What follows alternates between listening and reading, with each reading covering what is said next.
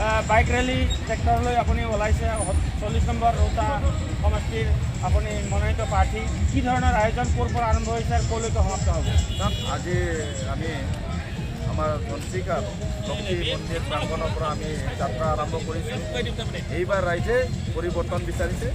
এইবাৰ ৰাইজে আমাৰ এই ৰৌতা সমষ্টিৰ পৰা BPFক বিদায় দিবৰ কাৰণে সাজু হৈছে। এইবাৰ ৰাইজে আমাৰ কোকৰাঝাৰত বিটিআৰ চৰকাৰ UPPLৰ চৰকাৰ হ'ব।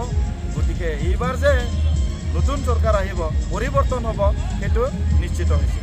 আপোনালোকৰ যিটো নিৰ্বাচন, এই নিৰ্বাচনত বিজেপিয়ে যেনেকুৱা প্ৰচাৰ কাৰ্য অব্যাহত ৰাখিছে, আপোনালোকৰ UPPLৰ কিবা অসুবিধাৰ সন্মুখীন হ'ব নেকি? কিবা তেনেকুৱা নাই, আমাৰ একো অসুবিধাৰ সন্মুখীন হোৱা নাই। বিজেপিয়ে যিমান ইয়াত প্ৰচাৰ নচলাক কিয়, তেখেতসকল আমাৰ বিটিআৰত চৰকাৰ গঠন কৰিব নোৱাৰে, BPFও চৰকাৰ গঠন কৰিব নোৱাৰে ইয়াতে, আৰু আমাৰ কংগ্ৰেছতো নোৱাৰে। গতিকে ইয়াতে এটাই পাৰ্টি চৰকাৰ গঠন কৰিব, এয়া হ'ল UPPL ট্ৰেক্টৰৰ পাৰ্টি।